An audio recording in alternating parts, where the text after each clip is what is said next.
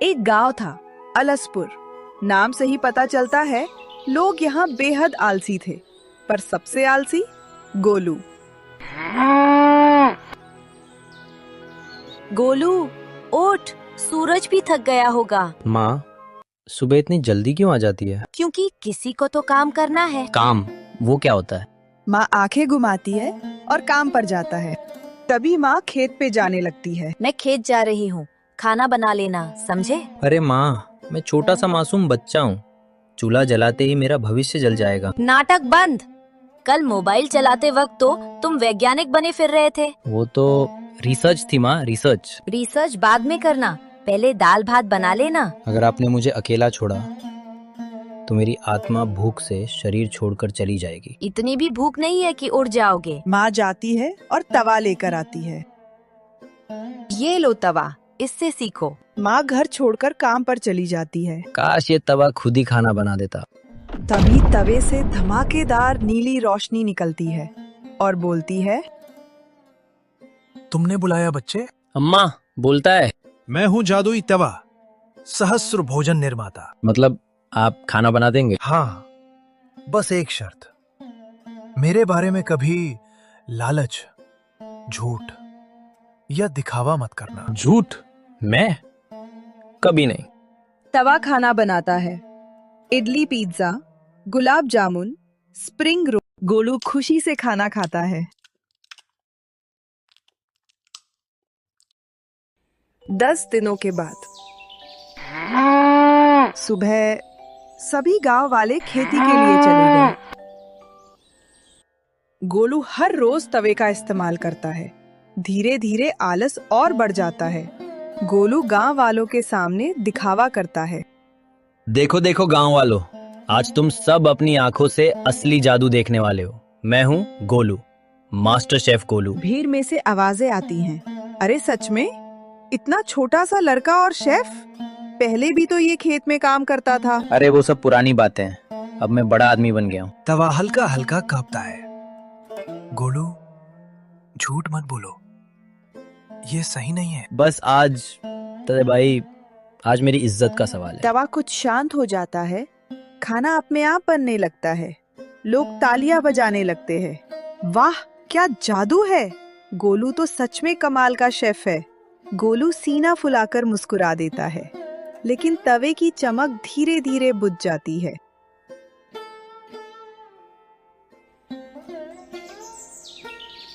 अगले दिन गांव में खबर फैलती है। मैंने देखा बोलने वाला तवा। लाओ लाओ, हमें भी चाहिए। गांव में अफवाह फैलती है, गोलू के पास जादू है और सबको ये खबर खेलते फैलते राजमहल तक पहुंच गई। एक मोटा, डरावना, हमेशा भूखा राजा, जिसने अपनी सेना, भूतोली सेना से खाने की चीजें लूटने की आदत डाल रखी है। मंत्री भक्ता व राजा के पास आया। महाराज, एक लड़के के पास जादुई तवा है। जादू, खाना, तवा सब मेरा। मुझे चाहिए वो तवा। राजा को भी वो चाहिए, इसलिए वो रात को गोलू के घर में चोरी करना चाहता है। राजा और उसकी भूतिया सेना गोलू के घर पर जाना लगता है।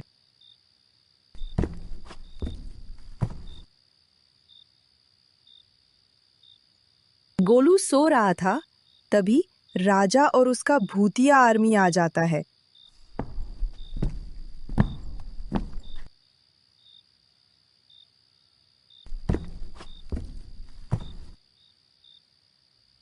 गोलू नींद से उठ जाता है। कौन? चोर? भूत? मम्मा! तवा चिल्लाता है, गोलू सावधान। पर तवे को उठा लिया जाता है। अब ये तवा मेरे लिए हजारों व्यंजन बनाएगा।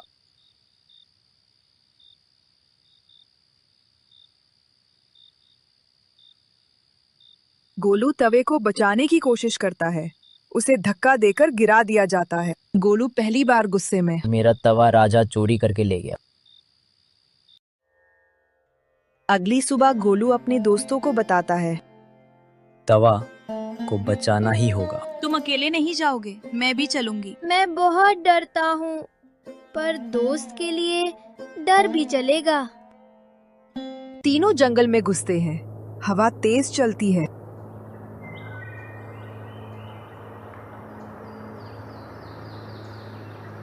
ये आवाज किसकी है? तेरे डर की। अचानक झाड़ियों में हलचल होता है। भूत! नहीं, खरगोश। तीनों हंसते हैं और आगे बढ़ते हैं। जंगल के किनारे एक पुराना पीपल का पेड़। सफेद दाढ़ी वाला साधु ध्यान में बैठा है।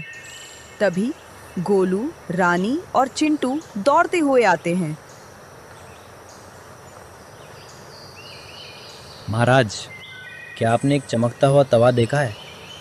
वो मेरा है, बहुत जरूरी है। जिस तवे की तुम बात कर रहे हो बालक, वो साधारण नहीं है, वो अत्यंत शक्तिशाली है। हाँ, वही, वो जादुई है, मेरा है।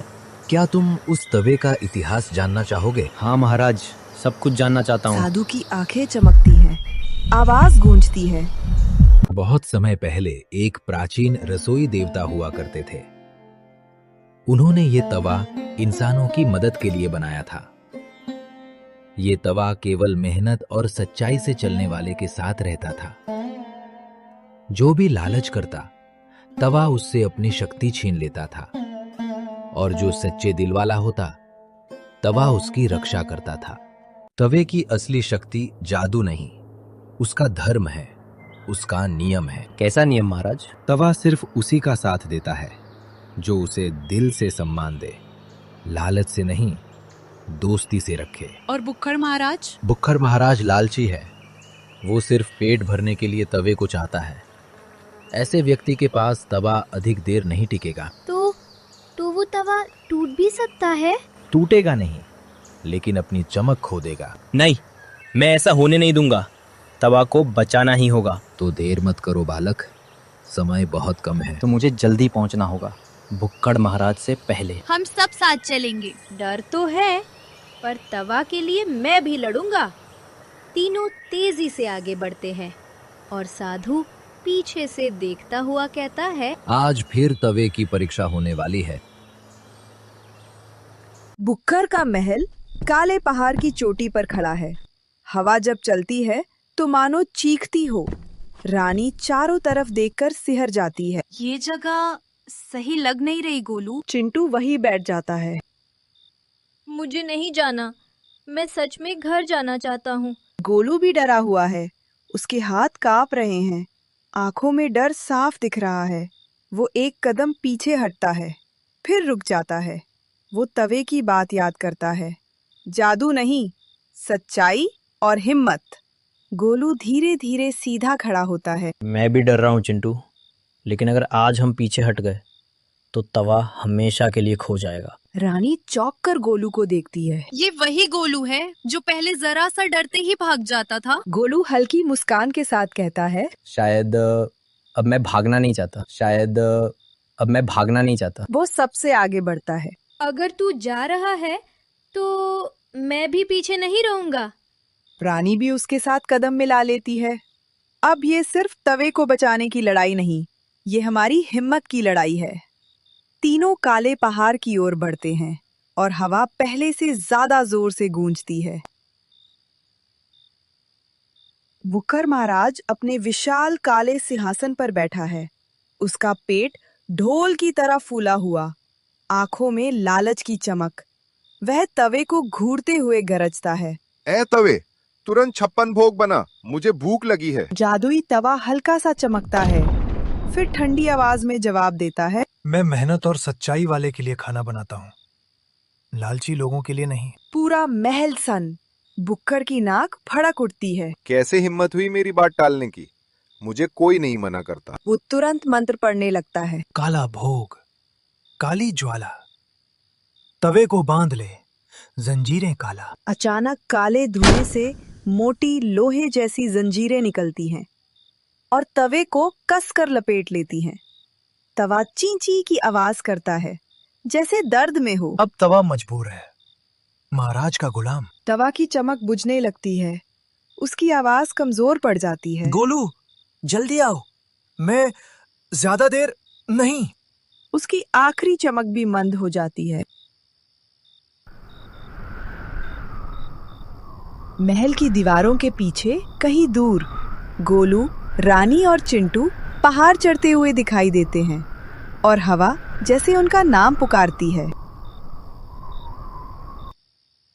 गोलू और उसके दोस्त भूतिया बंगले पर जाता है।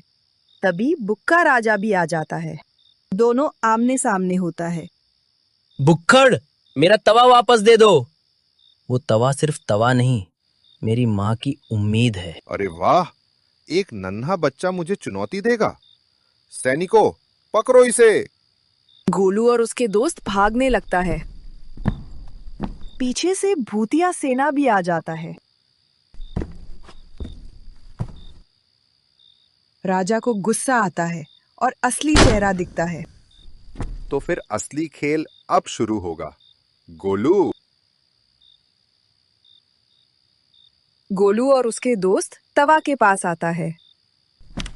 आ गया गोलू, जल्दी से मुझे निकालो। गोलू पैन लेकर महल से बाहर चला जाता है। सुनो दोस्तों, तुम लोग आगे चले जाओ, मैं पीछे से भूतों का ध्यान भटकता हूँ। तुम अकेले कैसे करोगे? मैं कर लूंगा, तुम लोग जल्दी जल्दी जाओ। इतना सुनते ही रानी और चिंटू जल्दी जल्दी जाने लगते हैं। अब मेरी पाली, इस भूत को तो मैं देखूंगा। गोलू आगे बढ़ रहा था और तभी भूतिया सेना भी आ गई। तभी भूतिया राजा बोला, ये मुझे दे दो, मैं तुम्हें कुछ नहीं करूंगा, पर तुम्हें नहीं दिया तो मैं तुम्हें नहीं छोड़ूंगा। नहीं, ये तुझे मैं कभी नहीं दूंगा। ये तुम जैसे के लिए नहीं है। मैं मर जाऊंगा, पर ये तुम्हें कभी नहीं दूंगा। हाँ, सुनते ही भूतिया राजा और राक्षस बहुत गुस्सा हो जाता है। गुस्से से आगे बढ़ता है, फिर पैन हवा में उड़ने लगता है और जादुई किरण निकलती है। किरण भूतिया राजा और उसकी सेना को पूरी तरह से नष्ट कर देती है। तुमने मुझे बचा लिया। गोलू अब घर जाने लगता है। अगली सुबह गांव में गांव वाले गोलू को इंतजार करते हैं। गोलू अपने घर में माँ के साथ होता है। तू बड़ा हो गया है बेटा, माँ, मैंने सीखा है, अब मैं मेहनत भी करूंगा। और झूठ नहीं बोलोगे। कभी नहीं। गोलू, याद रखना, जादू मेहनत की जगह नहीं ले सकता, लेकिन अच्छे दिल को हमेशा ताकत देता है। आप मेरे गुरु। सभी गांव वाले गोलू की प्रशंसा करते हैं। इस तरह गोलू ने सीखा कि लालच और झूठ कभी फायदा नहीं देते और सच्चाई और मेहनत हमेशा जीतती है।